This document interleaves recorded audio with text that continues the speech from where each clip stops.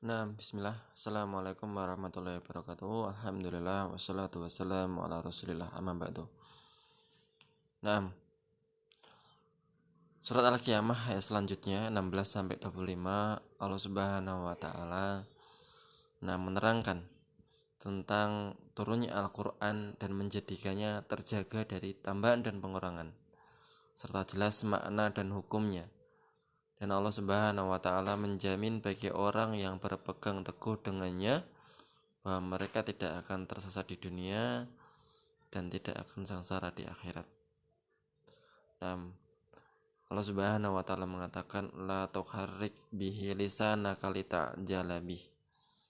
Allah Subhanahu wa taala mengatakan janganlah engkau gerakkan lidahmu untuk membaca Al-Qur'an karena hendak cepat-cepat menguasainya. Pengen cepat-cepat rampung. Kita baca tafsirnya aja. Karena engkau ingin segera menghafalnya.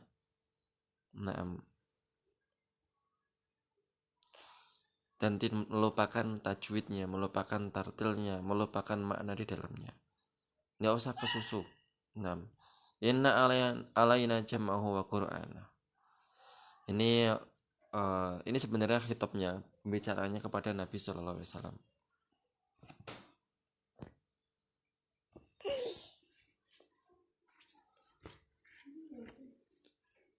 Ini sebenarnya pembicaranya, khitabnya kepada Nabi Shallallahu Alaihi Wasallam. Ketika Nabi Shallallahu Alaihi Wasallam diberikan wahyu oleh malaikat Jibril, melalui malaikat Jibril, maka Allah Subhanahu wa taala mengatakan la tuharrik bihi lisanaka lita'jala bi. Jangan engkau gerakkan wahai Muhammad lisanmu untuk membaca Al-Qur'an pada saat wahyu diturunkan. Karena khawatir yang kemarin-kemarin hilang. Inna alaina jam'ahu wa qur'ana. Sesungguhnya alaina wajib bagi kami mengumpulkannya bagimu ke dalam dadamu wahai Muhammad, kemudian menjadikan kamu wahai Muhammad mampu membacanya. Jadi tidak usah khawatir wahai Muhammad, kami akan jaga Al-Qur'an, akan menjadikan dia dalam dadamu. Engkau pasti hafal, engkau pasti bisa membacanya, dan engkau tahu maknanya. Fa idza qara'nahu fattabi' qur'anah. Maka tatkala Jibril membacakan kepadamu, maka fattabi' qur'anah, dengarkan bacaannya dan diamlah. Kemudian bacalah sesuai dengan apa yang dibaca oleh Jibril alaihissalam. Summa inna alaihna bayana. Kemudian sesungguhnya kewajiban atas kami adalah menerangkan, menjelaskan kepadamu apa yang sulit, yang kau tidak paham dari Al-Quran, baik makna maupun hukum-hukumnya.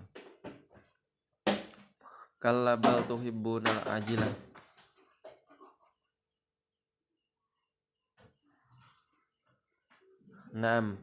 Sesungguhnya perkara bukanlah sebagaimana yang kalian yakini, bahwasanya tidak ada kebangkitan dan pembalasan amal. Tetapi yuhibbunal ajilah, kalian mencintai yang segera, yaitu kehidupan dunia dan perhiasannya. Wa tadarunal akhirah. Ini Allah Subhanahu wa taala berpindah tema di sini, memperingatkan orang-orang kafir. Mereka sebenarnya di awal ayat mereka mengatakan apa Allah Subhanahu wa taala mampu menggabungkan tulang belulang yang sudah tercerai-berai dan dibangkitkan kembali. Itu kan karena mereka pengingkaran. Dan sebenarnya mereka pengingkaran itu tidaklah mereka itu yuhibbunal ajilah. Mereka itu mendahulukan atau mencintai yang ajilah. Yang ajilah itu yang segera, artinya yang kehidupan dunia ini. Mereka cinta terhadap dunia. Wa tadarunal akhirah, dan mereka menganaktirikan meninggalkan akhirat dan beramal untuknya. Wujuhu yawma idin nadirah. Dan pada hari di mana wajah orang-orang itu bahagia, indah, riang dan gembira, ila rabbiha nadirah. Kenapa kan mereka bahagia? Karena melihat Allah Subhanahu wa taala. Wujuhu yawma idin basirah. Dan wajah orang-orang yang celaka pada kiamat itu cemberut, berkeluh kesah. Tadunnu ayyuf'ala biha faqirah. Mereka memperkirakan akan turun musibah yang besar kepada mereka setelah mereka mengingkari apa yang telah diberitakan atau dibawa oleh Rasulullah SAW. Sedangkan orang-orang yang beriman, wajah-wajah mereka nadhirah ila rabbiha nadhirah. Maksudnya mereka melihat Allah Subhanahu wa taala. Ini akidah, salah satu akidah yang harus diyakini oleh Ahlussunnah wal Jamaah. Semua kaum muslimin harus mengakuinya bahwasanya nanti kita hamba yang beriman akan melihat Allah Subhanahu wa taala di hari akhirat kelak dengan mata kepala kita sendiri.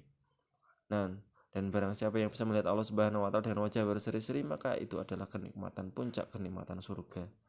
Dan semoga kita bisa melihat Allah Subhanahu wa taala dengan wajah yang berseri-seri. Amin ya rabbal alamin. Faedah dan hukumnya, yang pertama, semangat besar Rasulullah SAW untuk menghafal wahyu. Yang kedua, rahmat Allah kepada Nabi, di mana Allah Subhanahu wa taala memberikan keringanan kepada beliau dengan memerintahkan beliau untuk mendengar wahyu. Kemudian beliau akan mendapati wahyu tersebut sudah terhafal dalam dada beliau tanpa ada tambahan dan pengurangan. Allah Subhanahu wa taala menjaga hafalannya Nabi. Allah menjadikannya Nabi itu mendengar langsung hafal. Dan Allah Subhanahu wa taala menerangkan makna dan juga hukum-hukum yang terkandung dalam ayat-ayat yang diturunkan tersebut. Yang ketiga, peringatan dari mencintai dunia dan condong kepadanya serta melupakan akhirat. Dan sesungguhnya negeri yang akhirat itu negeri yang abadi. Hidup di dunia itu cuma sebentar. Kita semua pasti akan mati. Tidak tahu kita matinya kecil, masih muda, kelas 8 atau kelas 9 atau udah tua. Wallahu alam, tidak yang tahu. Dan tidak menutup kemungkinan yang muda lebih dulu meninggal atau yang tua lebih dulu, kita nggak tahu. Tapi yang jelas semuanya akan mati. Dan setelah kematian itu jangan dikira istirahat yang panjang. Setelah kematian itu adalah pertanggungjawaban dan juga balasan atas apa yang dia kerjakan. Yang ada hanya kenikmatan yang abadi atau kesengsaraan yang abadi. Naudzubillah, ya Allah, jangan sampai kita mendapatkan kesengsaraan yang abadi. Tidak ada habisnya. Sedangkan kita untuk mengumpulkan amal di dunia ini sangatlah sebentar. Maka di momen Ramadan ini antum harus maksimalkan apa yang antum bisa dari amal-amal kebaikan. Antum harus punya target. Khatam Quran berapa kali harus antum punya target? 2 kali, 3 kali, targetkan.